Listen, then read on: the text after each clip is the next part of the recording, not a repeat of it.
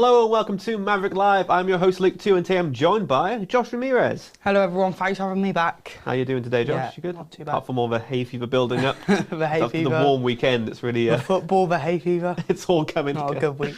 It's a perfect storm for just weepy eyes. Yeah.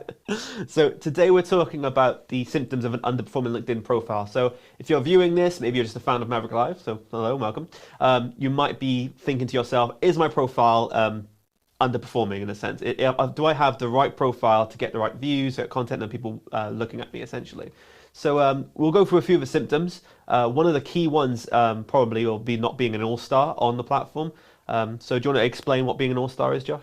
Yeah, so being an all-star is having your LinkedIn profile as best as you can. So that's having your header, a clear profile picture, your About Me section all filled in. Yep. And also having your featured media done. And without an all-star status, you just won't be as visible.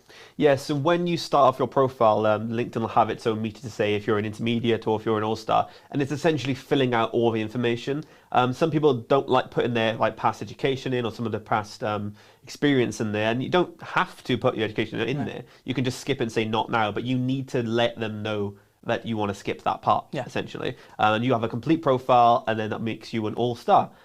So a symptom of not being an all-star can be low content views, low search views, which we'll delve into a little bit more now. So if you have a profile or a headline and your name isn't optimized correctly, you will have very poor search views, won't you? Yeah.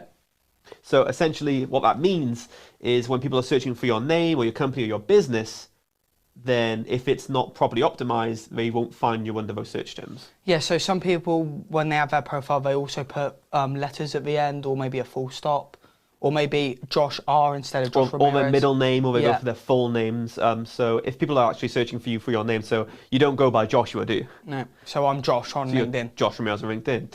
Also, if you have a middle name, if you have any qualifications at the end, so it's nice to have, I guess, to say, oh, I've got an OBE, or I'm a, or you could put doctor in front of your name.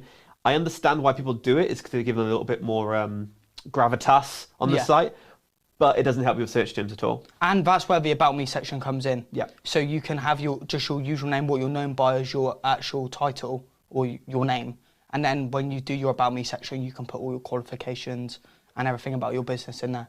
So yeah, you can see if this is happening to you, take a look at your search views. If it's relatively quite low, and your profile views are quite low, it could be because your profile isn't optimized correctly or you're not an all-star.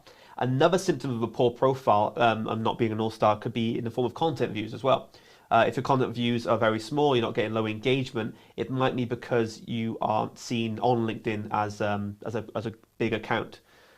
Essentially, because you think that LinkedIn itself wants to promote good profiles, wants to promote people who are on there quite often, don't they? So yeah, so we always say that look to get 15 likes and comments in the first hour or 2 hours.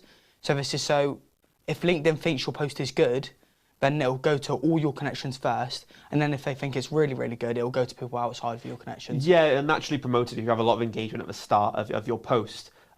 But in order for you to get that, LinkedIn needs to see your account as a good profile to begin with.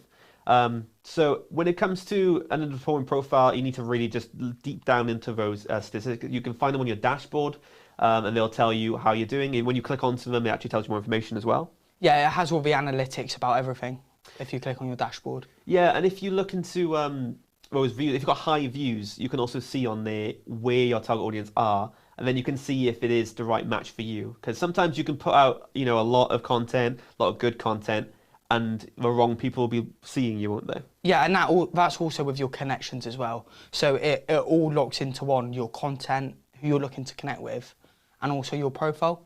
Yes. So once they all come into one, you'll get your ideal client, what job title, what industry.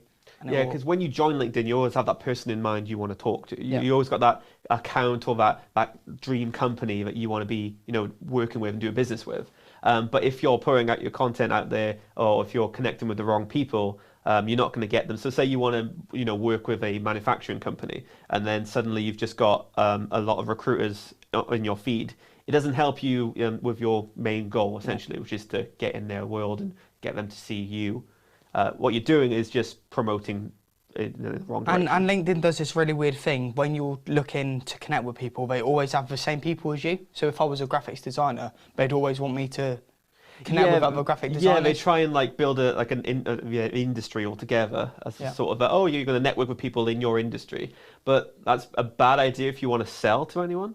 Yeah, so obviously we're looking to target sales teams, so I want people with the same job title as me. Yeah. But if I was selling packaging, for example, I'd want to be looking at the packaging managers. You wouldn't connect with competitors, would you? Like no one would. If you was in a room full of people talking about business and B2B, you wouldn't go straight up to the person who works in your industry and go, "Hey, I want to talk to you." When you've got a slew of other people in that room who would really benefit from talking with you. Exactly. So the symptoms of a poor LinkedIn profile: you've got poor search views, poor content views, and also you'll have the wrong people looking at your profile as well. Any final thoughts, Josh? Just one thing with your content as well. When you put in your hashtags, you want to be targeting industries that you want to do business with. Yeah. So, for example, if I was looking to sell within the printing industry or within the construction industry, I wouldn't put the hashtag sale as such. I'd put the hashtag printing. Yeah. Just so when printers and printing companies I want to do business with, they'll be following that hashtag. So I can get into their world and be on their feed. And then they'll bring the right people to your profile to view it and see it. And then as long as it's well designed, as long as it's got the right information on the profile, they'll then message you and talk to you and talk back to you. Yeah, and you can also tailor your content to it. So I done a post a few weeks ago about leaflets and direct mail, and then I've used the hashtag printing, and then it attracted a lot of those people. Fantastic. There you go, a little advice on hashtags as well. Don't forget to subscribe to us on our channel and follow us on all our social media pages. Thank you for coming down, Josh. No problem. And we will see you Wednesday for our next Maverrik Live.